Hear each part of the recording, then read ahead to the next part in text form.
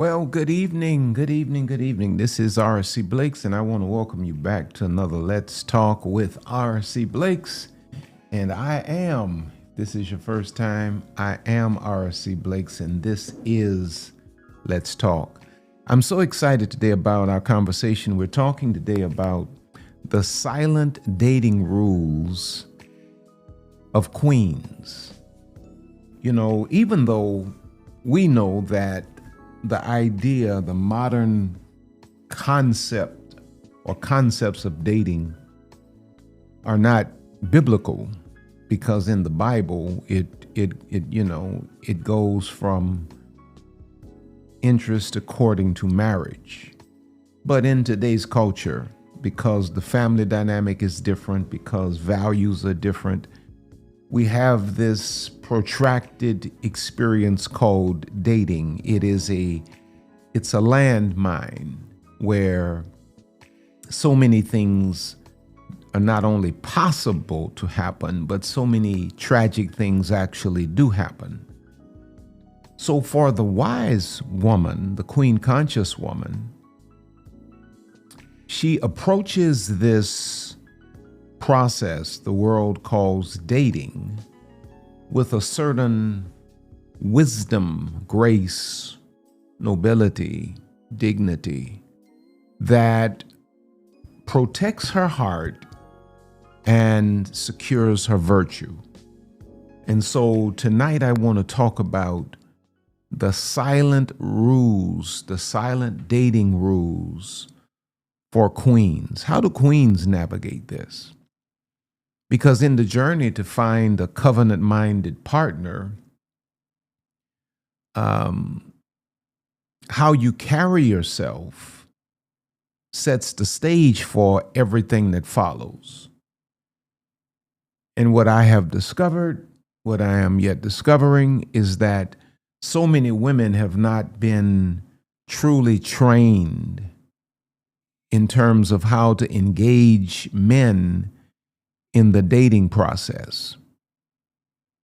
So the principles that I'm going to lay out for you tonight are not about playing games, but about understanding your immeasurable worth as a woman and conducting yourself in a way that commands respect and intentional pursuit. This is the art of silent power, the unspoken signals that filter out distractions and attracts kings. So I don't want to be long tonight, so I'll jump right in. Number one, in the dating process, cultivate a mystery through modest femininity. You know, this one is huge on my list right here. Queens cultivate mystery and even interest through modest femininity. In other words, to just put it bluntly, for some of you that may be scratching your heads like, what is he talking about? Here it is. Never project sexy feminine over modest feminine. You see, women that are clueless go on dates and they expose everything. All of this is out. All of that's out. Slits everywhere. See-through. You know. And you're wondering, why is it that you've been dating for all of these years and you're a great person, you just don't realize that you're misrepresenting yourself, because you believe in your mind that the only way to attract a man's attention is to expose yourself. Your attire is the first and most powerful nonverbal message you send. It it sets the frequency on which a man will interact with you. And here's the problem. Here's the problem when you go on dates and you find the slinkiest, most revealing thing you can find, thinking that, oh, this is gonna knock him out. The problem with dressing sexy or, overtly sexy is that once you send the signal to a man that it's about sex, once a man's mind goes sex, it rarely ever comes back. So if you go out and you lead with being overly exposed, and you lead with just the whole overt feminine or overt sexy piece, more than likely you will never get that man's mind on a frequency where he will appreciate your mind or your character or your spirit. Because leading with the sexy feminine signals a temporary physical allure, inviting him to see you as an object of immediate gratification. Now, I already know, I can hear you saying, now, I'm a woman, I have a right to dress any way I want. And you absolutely are a woman, and you absolutely do have a right to dress any way you want to dress, and you have an absolute right to have continuous failures in terms of relationships that lead to meaningful connections with men that would be husbands. Just keep shooting your shot and keep missing. It's your right. Shoot. Just keep shooting. And don't listen to anybody else. Don't listen to folk. Just keep doing what you believe is right. And the counsel you're getting from your girlfriends who have not gotten any better relational outcomes than you, y'all just keep counseling one another and keep showing up to these dates naked and just see if it leads to a husband, or does it just lead to an increased body count. You see, queens utilize modest feminine, and modest feminine operates on a frequency of mystery, dignity, and substance. It communicates that your primary value is found in your mind, your spirit, your character. It leaves something to the imagination. A king is not intrigued by what is easily revealed. He is captivated by the depth of what is wisely protected and reserved, because kings don't typically consider anything valuable that is readily available. Everything of value is usually secure. It's covered up. It's protected. It's behind walls. It's in a safe. It's not lying out in the open for everyone's access.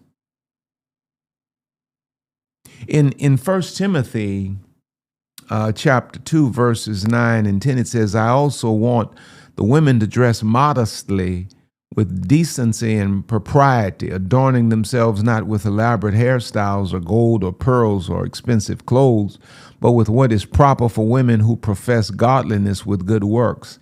It's a call to modesty, not trendiness, not trying to follow the trends, because if you're following the trends, you're naked. And it's amazing how, maybe I shouldn't say it. I got to say it. It's amazing how Christian women who carry these Bibles, and you're in church every week and you know the Bible from cover to cover, you're walking around here naked. And you're wondering, why can't I get a husband, Pastor? And I just don't have the heart to tell you exactly why I think why you're not having good outcomes in terms of getting a husband. You're not dressing like a wife. So one of the silent rules of queens is that she projects modest femininity over sexy femininity. Proverbs 31:25 says, strength and dignity are her clothing, and she laughs at the time to come.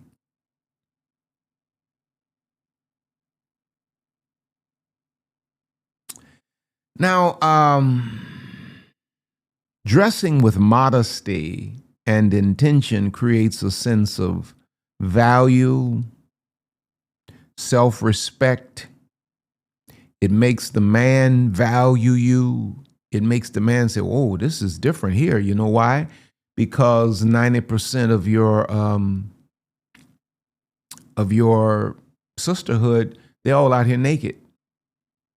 And so when he finds a woman that is beautiful and is modestly dressed, but is, just properly sexy,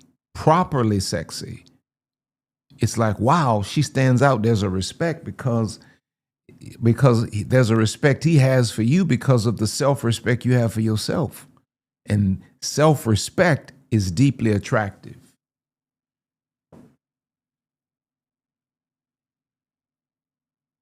Number 2, silent dating rules of queens. Uphold boundaries with graceful redirection. What do I mean by this? On a date, it's not uncommon for a man to try to steer the conversation in a sexual direction. It's not uncommon. Even on first dates, sometimes you have some men that are so ignorant or are so accustomed to women being so easy that they try to steer the conversation in an improper direction by saying things that shouldn't be said or inferring certain things or making certain jokes. And queens always uphold boundaries with graceful redirection. Always politely steer away from statements that are leading towards sex. Because a man of low intention will often test your boundaries with sexually charged conversation. A queen-conscious woman does not entertain this. There's no nervous laughter with her or, kind of leaning into it as though it's no big deal. No, queens will get silent. Queens will let him make a statement and just let that uncomfortable silence just blanket the table. You see, when you start laughing and all of that at stuff that's improper, what you're doing is you're signaling him, you're almost giving him permission to go further with the improper language. Instead, the queen masterfully redirects with grace and poise. A simple, "I prefer to keep our conversations respectful as we get to know each other," or watch this, or a shift to a more substantive topic. Here he's talking about your body type, and you just kind of look at him with a blank stare. And then you'll say, "Tell me more about your career."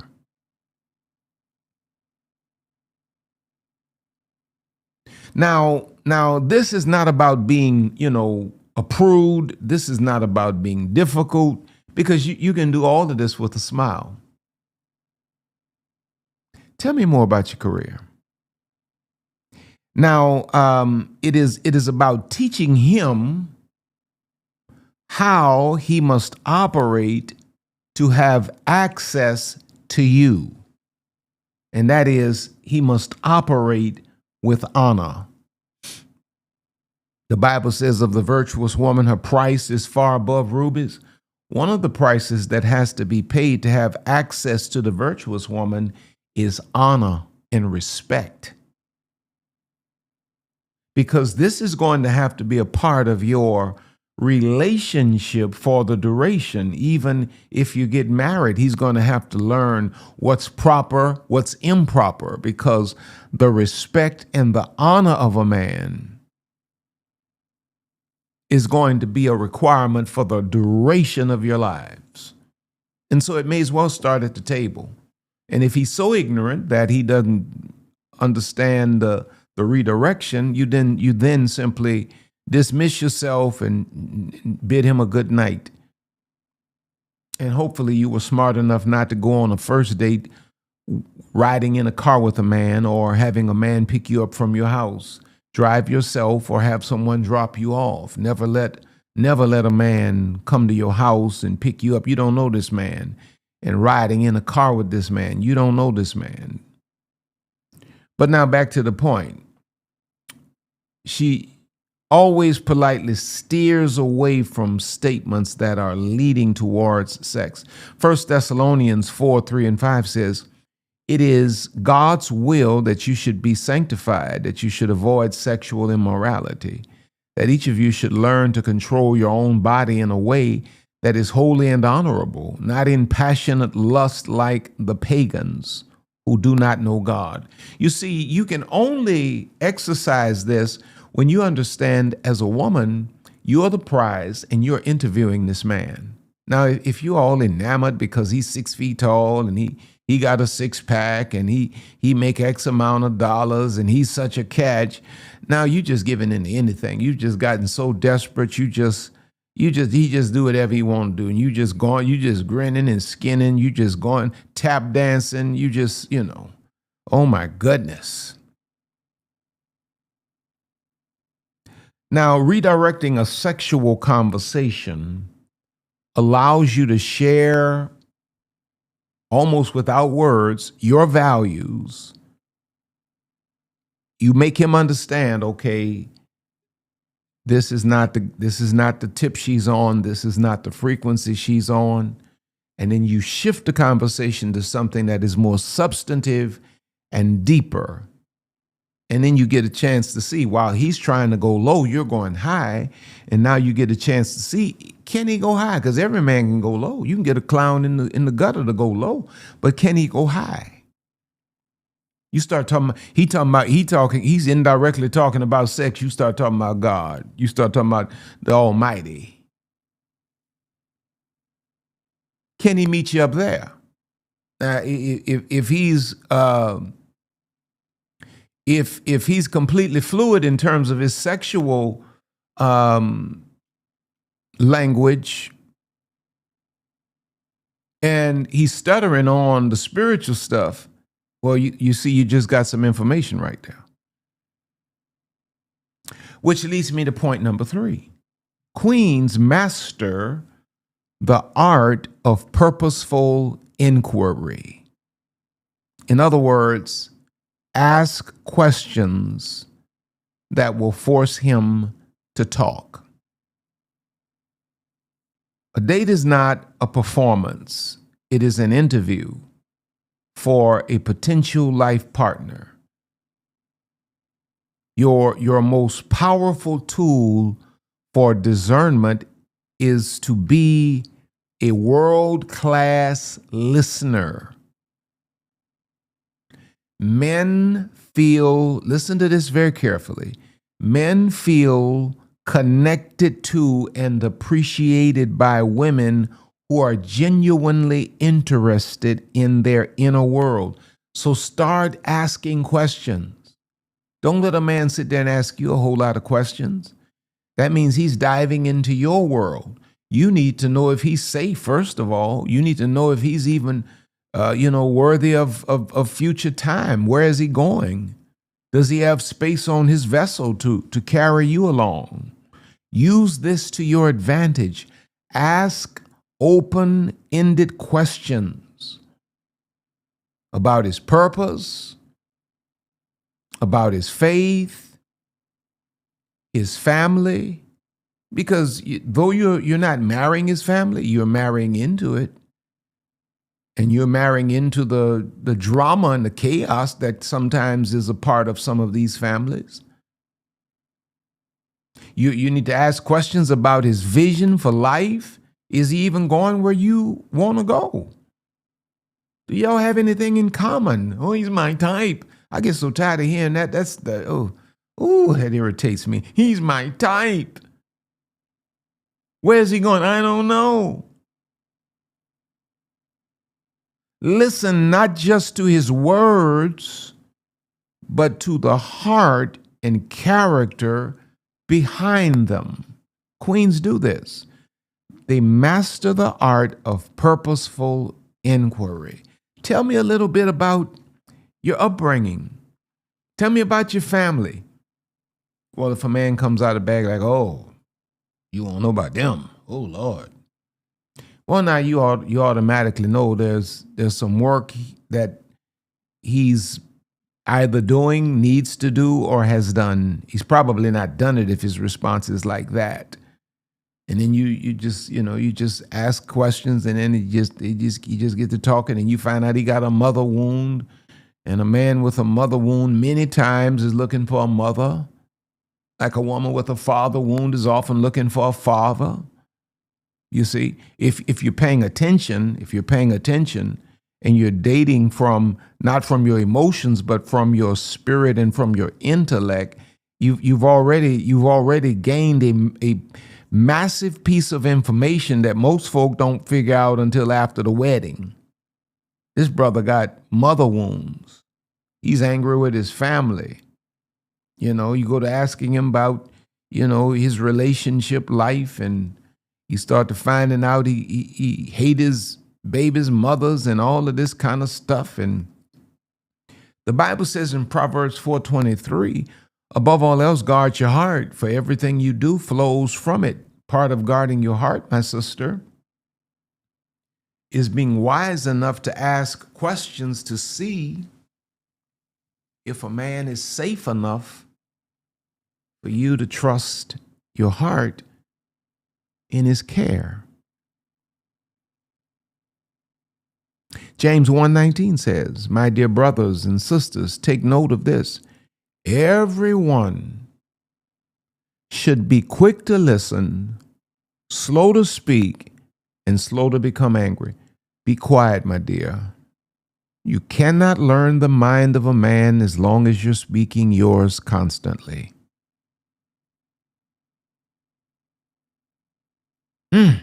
My God, my God. Dr. John Gottman said, you can spend a lifetime being curious about the inner world of your partner and never be done discovering all there is to know about each other. It's exciting. So, this will also be a part of ongoing healthy marriage, is being inquisitive and diving into the inner world of your partner, even after you've vetted them, proven them, and you know them. How much more do you need to know what's going on the inside of a man that you're potentially considering submitting your life to, having children with? So queens master the art of purposeful inquiry. Number 4, I have 7 points. Queens are never moved by flattery. Oh, you so fine, you all that. Queens are not moved by that. And therefore, unlike typical average women, queens do not overreact to flattery. It does not solicit the response from a queen that it does from an average woman. Cheap flattery is a tool used to lower a woman's defenses and trigger her emotions, effectively bypassing her discernment.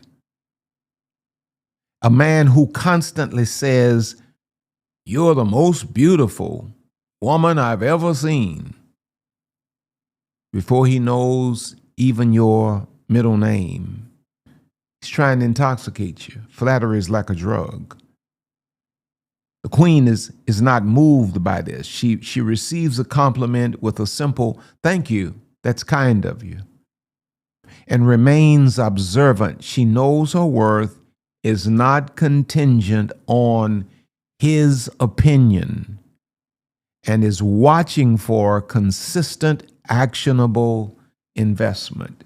Well, if you really feel that way about me, I should see this showing up in how you follow through with all of this first impression you've made. That's where a queen's mind is. You see an average woman, typical woman, she just, eyes batting and all this kind of stuff here. And, you know, she invited the man back to the house to have, you know, hot cocoa. Next thing you know, they frying eggs and bacon. If you catch my drift. Lord have mercy. But queens are not moved by flattery. Proverbs 31:30 say, charm is deceptive and beauty is fleeting, but a woman who fears the Lord is to be praised. A queen is not moved by a man, you know, going on and on about how beautiful she is, because she understands that those things are going to change. Queens are more moved by a man that's interested in her interest, a man that wants to know her vision, a man that is man enough to invest in her future and not box her in, be a covering and not a lid. Wow. Average woman, all you got to do is say, you the finest woman I've ever seen in my life. Really, really. Popping all that gum and everything. Get that gum out your mouth. Proverbs 26:28 says, a flattering mouth works ruin. Anybody that's always flattering you, they got a plan for you.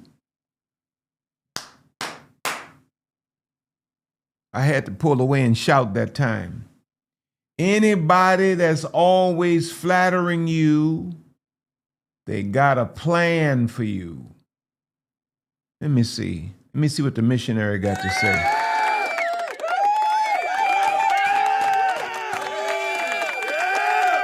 Missionary agree with me too. Some of y'all just falling for that.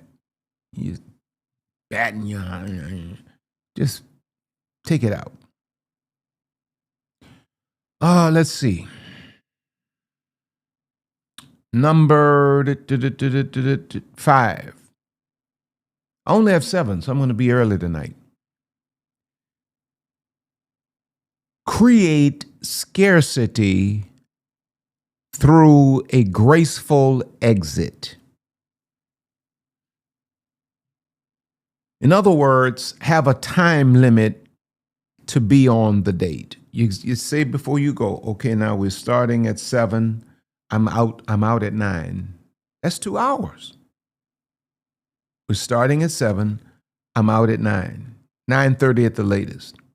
And it doesn't matter if, in fact about it, if the date is absolutely amazing, you must enforce this rule even the more. Even the most amazing first or second date should have a predetermined end time. This is not about manipulation or games. It is about having a life. It is about having boundaries and a mission. You need to engage, then you need to pull away to process, pray, and discern. You don't need to just keep going, sinking deeper and deeper, especially in something that feels really good. You don't want to slip out of your discernment and out of your intellect into your feelings or your emotion. You want to keep this thing in a place where you can decipher and you can see. It communicates when you have a time that you pull away and say, okay, I'm sorry, I gotta go. It communicates that your time is valuable and that you are a woman with a purpose, not an empty schedule waiting to be filled. Ending the date on a high note, watch this, while he is still fully engaged, creates anticipation for the next encounter. It allows him to miss you and to begin planning his next pursuit. I'll give you this much. It's a bad sign when your date's all in with the guy saying, well, you know, I gotta go to work tomorrow. Really nice hanging out with you. Don't ever stay so long that a man ends the date. Always end the date. Always end the date. Don't let a man end the date. Don't let a man get to a point where, okay, I've had enough. Even if he likes you, I had enough, but I'm tired and I'm ready to go. Find the highest point, and then right there, I really hate it, but I have to go. This has just been really, really, really fun, really nice. You give him his compliments. You're such a respectful and gentleman of a man, and I just so appreciate that. But I must go. I apologize. Oh, really? What he's gonna probably say is something like, "Really, really, when can we do this again?" And then you can say something like, "Oh, I'd be more than open to it. Just call me.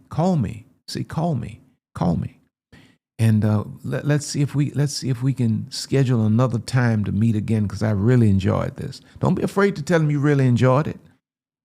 Proverbs 25:17 says, "Seldom set foot in your neighbor's house. Too much of you and they will hate you.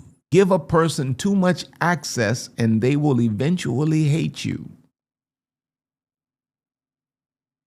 Familiarity turns into contempt. So this principle of not overstaying your welcome applies perfectly to creating healthy dating boundaries that preserve attraction. So having a time limit helps you stay grounded in the present reality of the date and his current effort, not what you may assume his potential is. Because once you get over in that emotion, what you're thinking is, oh, he could be and he could be. No, when you stay present, you're able to discern, you're able to think, right?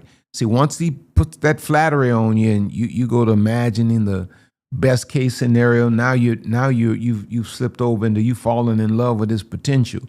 You've not discerned the reality of the situation. So you got to pull away so you can really go back and get in your prayer closet, think about things, talk to the people that you talk to about what happened, what it looked like, what it felt like.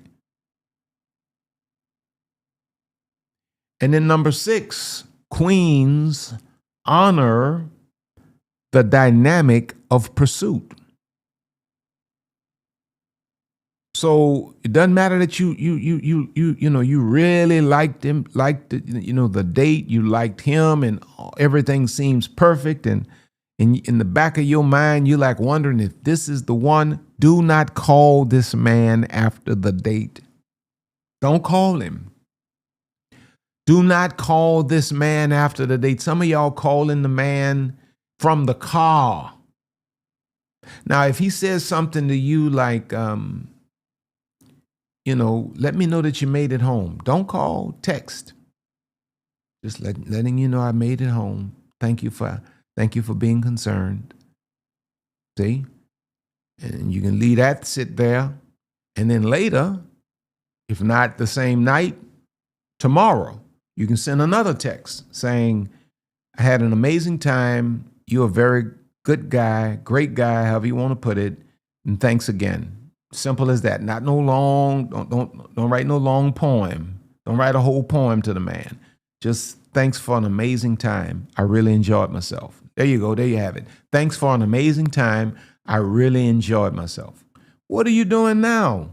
It's the man's job to pursue. It's your job to prove. These little quick text messages are securing your virtue, establishing your self-respect and love for yourself, but it's also encouraging his pursuit. You're rewarding his pursuit, and you're legitimately opening the door for him to push further. A lot of times men don't push further because they are afraid that they're going to be rejected. Men are afraid of rejection, especially today, because rejection can turn into a whole social media campaign. It's not like it was back in the day when I was out here dating. Now a woman don't like it. It's R.C. Blakes. I went on a date with him and he was horrible. Blah, blah, blah, blah. You ever see him run? Man, so you gotta Honor the dynamic of pursuit by not pursuing yourself, understanding your feminine role, understanding his masculine role to pursue. Don't call him, but allow him to call you, because after a wonderful date, the feminine urge is to gush. You want to connect again and confirm his interest. Is it what I thought it was?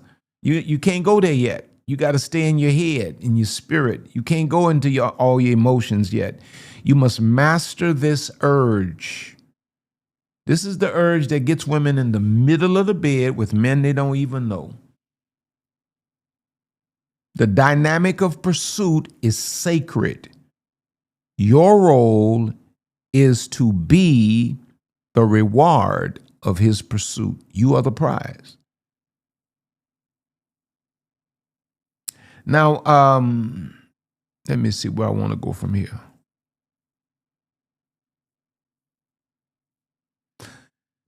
If you look over in Proverbs 18:22, it says, he who finds, oh, that's my go-to there. He who finds a wife finds what is good and receives favor from the Lord, highlighting the man's active role in finding. It's not your job to pursue this man. It's not your job to pursue this man. It's his job to pursue you. And you know what? If you are the one, he gonna pursue you, especially if you learn how to encourage. If you learn how to self-respectfully encourage. Just encourage. You know, then he calls you and says, oh, you know, I just really enjoyed our date and I'd like to do it again. And da-da-da-da-da-da-da-da. And you are just, you know, you're just an amazing person and I want to get to know you even further. Now you're able to, you know, begin the rhythm of communication. But if you allow your emotions to take over, and there you go to calling, and you just pursuing this man like a straight up dude. Look what Song of Solomon 2:7 says. Daughters of Jerusalem, I charge you, do not arouse or awaken love until it so desires. In other words, don't allow your flesh to run ahead of your spirit and your intellect. It ain't, you see, in the beginnings, a woman has to be most reserved.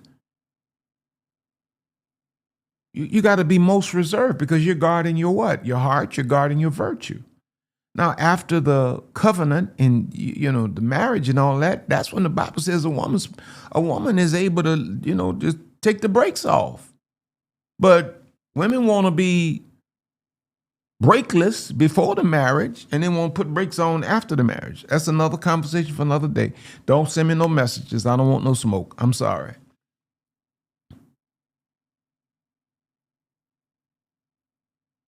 But letting him initiate after the date is your first real world test of his effort and interest. Look what Benjamin Daly says. He says, if the feelings are mutual, if he feels about you the way you feel about him, when you have that urge to want to call him after the date, if the feelings are mutual, the effort will be equal. How he treats you is how he feels about you. If you have the date and he doesn't call you 1, 2, 3, 4, 5 days, then somewhere around Friday, any man wait till Friday to call you. Y'all had the date Sunday evening, and now he's calling you Friday. If them Friday calls, that's a booty call. I know y'all didn't think a preacher would say that, but let me say it again. The Friday call is a booty call. If a man is not checking on you, if a man is not following up, and you suddenly hear from him Friday evening, that's a booty call. How a man treats you is how he feels about you. And then number 7, let me get out of here because I've gotten into too much trouble tonight. Number 7, silent rules for dating. A queen's silent rules for dating. Number 7, queens always anchor their worth beyond the outcome. So if it works out or not, There's going to be no impact to how I value or see myself. Most dates don't work out. Most dates are not going to become marriages. That's why you can't just be sleeping with folk. This final but vital point is about your inner foundation, your sense of worth, security, and identity being rooted in Christ, not in the success of a date or the validation of a man. When you know you are deeply loved and complete in God, you date from a place of abundance, not desperation. And this inner peace makes you radiantly attractive and allows you to walk away from anything less than God's best without looking back. So queens make certain that their worth is anchored in Christ and not the outcome of a date. This is why 1 Samuel 16:7 says, "But the Lord said to Samuel, do not look on his appearance, on the height of his stature, for the Lord sees not as man sees. Man looks on the outward appearance, but the Lord looks on the heart." So these are 7 silent rules for dating that queens enforce.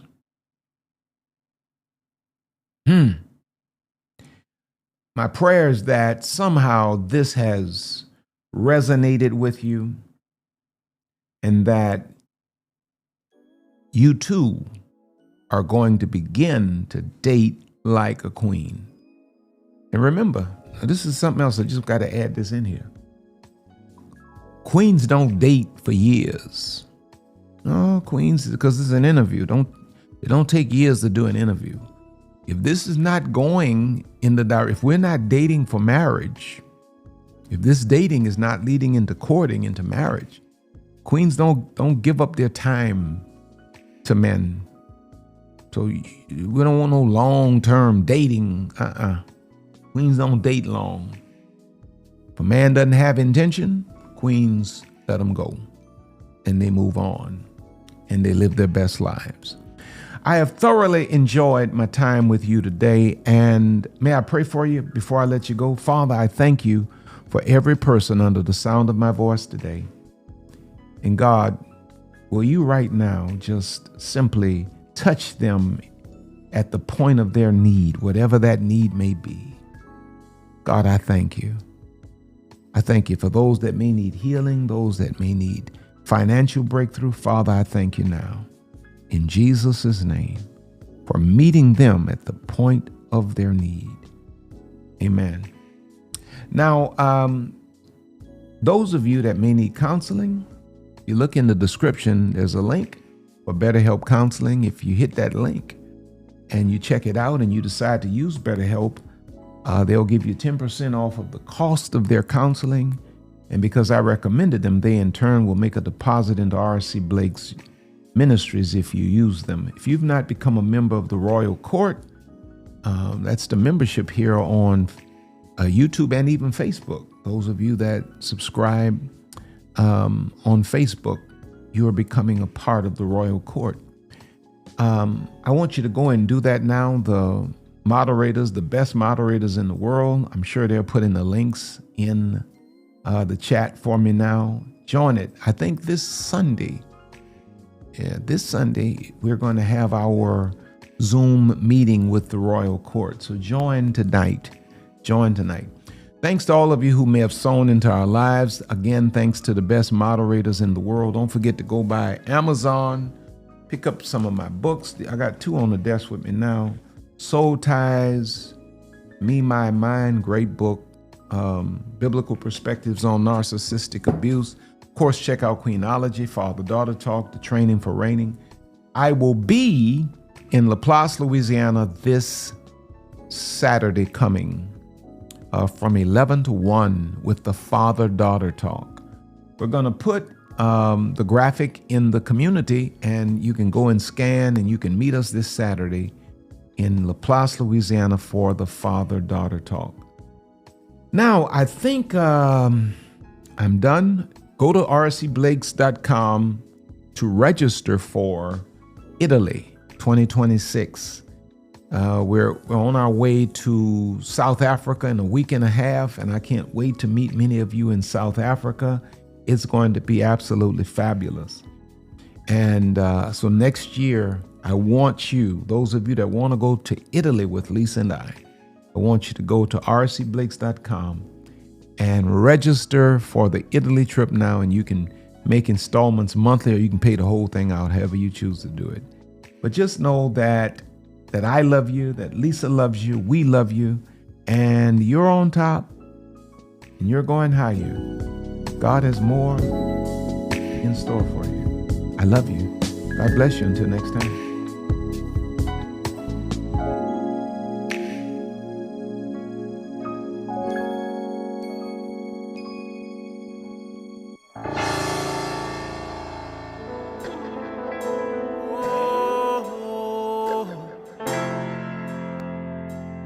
My queen, my queen.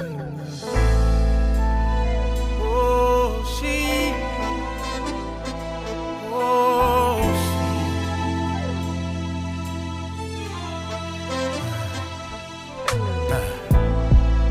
Beautiful, wonderfully made. She's heaven's angel. So strong, even in struggle, yeah. When life comes like a storm from every angle, she rises above it all, the backbone of every home.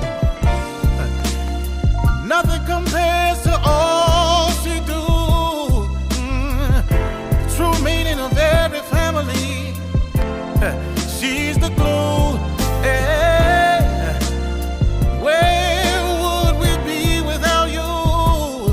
You brought us Martin, Malcolm, and Obama. Yeah. And Jesus too. Oh, she's sophisticated, strong, simply amazing, humble, honest, and helpful, educated, ebony, eccentric, empowering.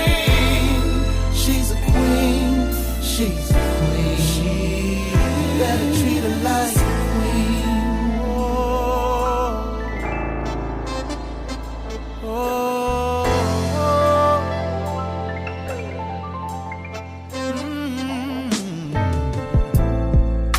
Her strength is amazing. Life inside, 9 months she's carrying. Back to work, cause the family she's carrying. Society don't give her just due, but she prevails and stands tall. A champion,